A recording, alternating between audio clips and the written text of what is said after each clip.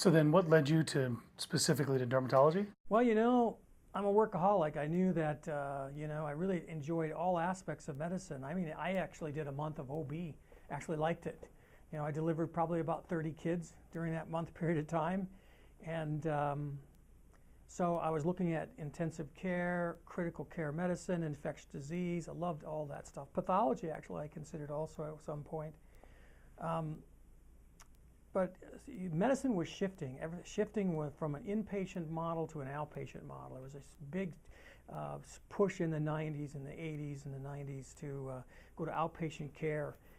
So, I could see that. I loved inpatient medicine, and they didn't have what are called hospitalists now. We didn't have them back then. And hospitalists are people that actually, that's what they do. They just go to the hospital and they take care of patients on the hospital wards.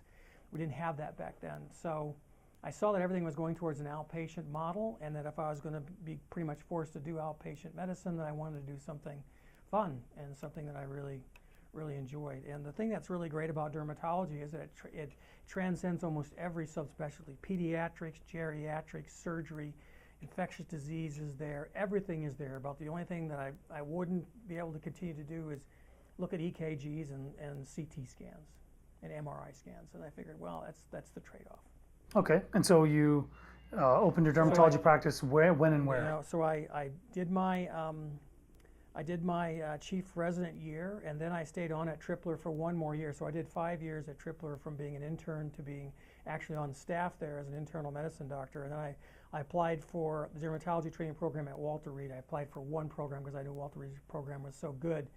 So I decided that's where I want to go. So that's where I applied to, and I got accepted and went into dermatology at Walter Reed. What year was that? That was in 1987. So from 1987 to 1990, I was at Walter Reed. Funny story.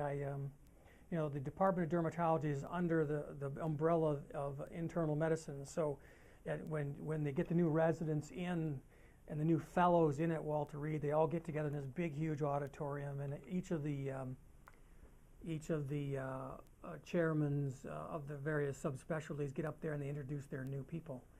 And so Bill James was my mentor, and he's he's a big guy to this day. He's editor on Andrew's textbook of dermatology, which I'm been significantly involved with in the past. A lot of the photographs in there are my photographs that I took throughout my military career.